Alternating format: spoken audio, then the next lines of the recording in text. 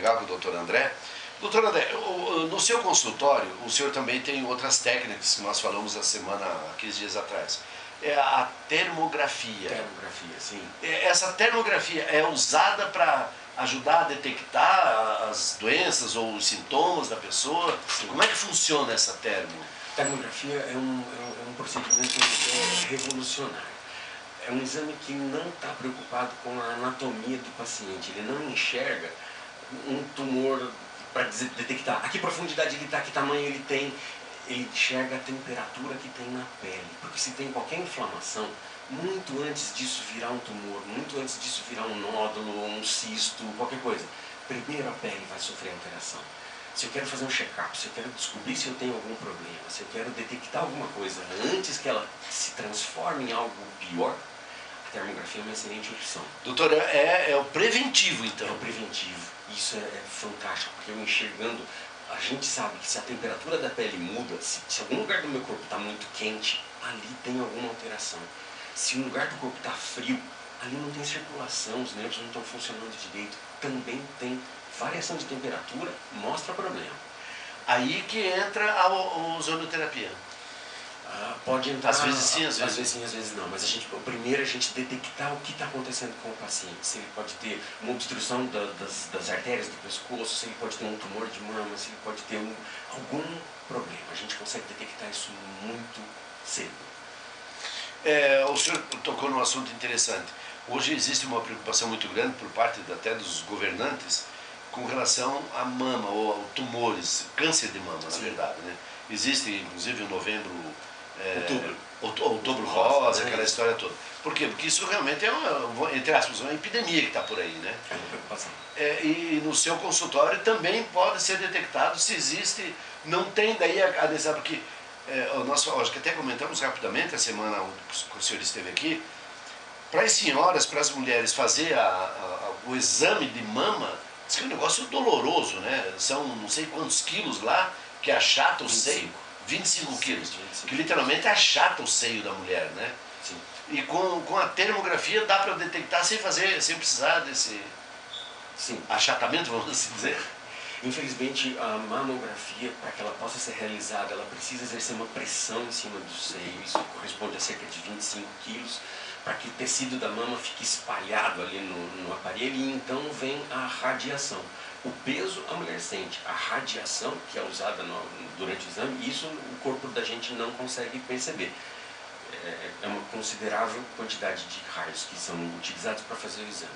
Com a termografia a gente consegue detectar isso sim. Cada exame serve para uma coisa. Legal, consegue detectar. Pode já prever alguma coisa que está... Sim, porque antes de aparecer o tumor, vai aparecer variação de temperatura. A gente enxerga uma mama diferente.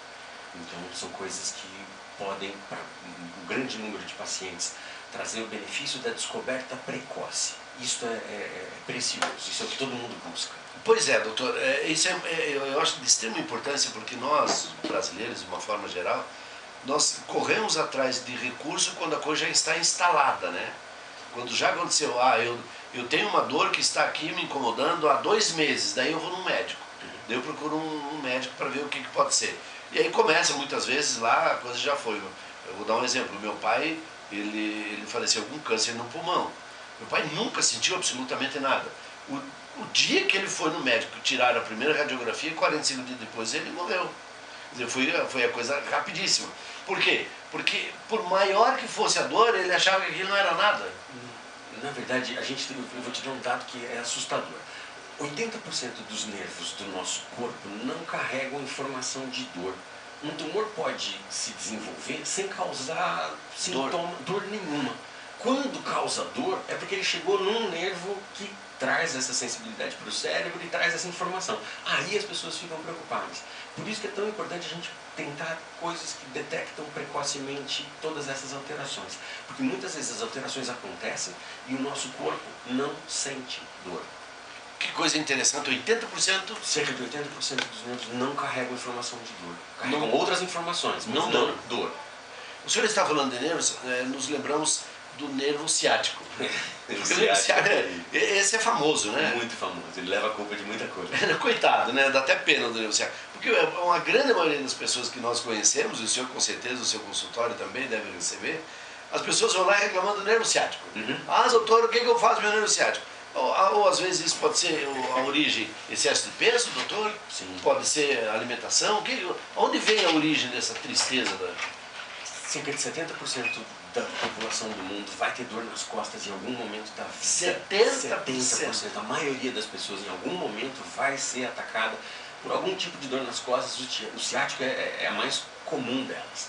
A gente passa o dia sentado, então quem trabalha sentado precisa se levantar a cada hora, se esticar. Ficar sentado é o cigarro desse próximo século XXI. Assim, a gente vai combater o sedentarismo, passar o tempo todo sentado. A gente tem que se mexer mais.